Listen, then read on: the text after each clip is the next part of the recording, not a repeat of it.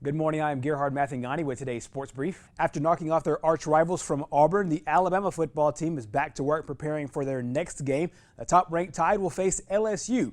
Now, obviously, the schedule is a bit different this year. The Iron Bowl is typically the final game of the regular season, and now the goal is to refocus for a talented LSU squad. It doesn't really affect us where we play.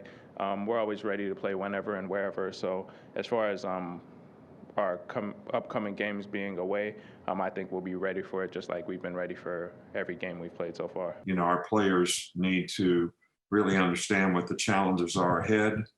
We did a lot of good things in the game Saturday. I thought the energy level and the way the players went out there played hard, played with a lot of toughness. It's always a very physical game. I think whenever you play a game, regardless of how good or bad the victory or defeat might be, there's always things that you're looking for relative to how we can get better. Much like the Iron Bowl, the LSU game is another revenge game of sorts.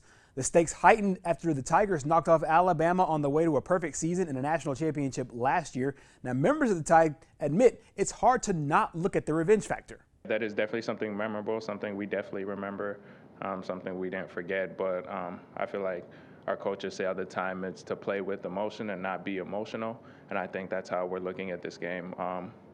We're excited to play LSU. They're a really good team. They have a lot of talent like we do. So I think this weekend we're really excited to go to Louisiana and face them. I never try to use that as a motivating factor. Every season is different. Every team is different. But do I think it is a motivating factor with individuals and players? I absolutely think it is. I think that, awareness of what happened in last year's game and all that is always something that, players remember, think about how they felt, after the game last year or whatever. And I do think it's a motivating factor. Now, as I said, I usually don't try to use that. I think that, nobody likes to get disrespected. And I think when you lose a game, you feel that way to some degree. And I think it's human nature to try to make it right. So I do think that is a motivating factor for most human beings. Meanwhile, Tide quarterback Mac Jones was named the SEC Co-Offensive Player of the Week. Jones continued his stellar season with 302 passing yards and a career-high 5 touchdowns.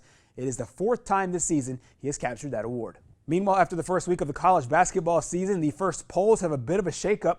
Gonzaga and Baylor remain 1-2 in the AP poll. Iowa is 3rd, followed by Wisconsin, Illinois, and Duke all up 3 spots.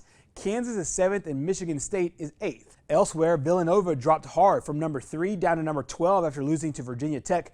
The top team in the SEC is Tennessee at number 13. North Carolina is 14th. Virginia down 11 spots to 15, and Kentucky is 20th. Meanwhile, Alabama is on the outside looking in, but they are receiving votes in this week's poll. And that wraps up your sports brief. Our program continues next.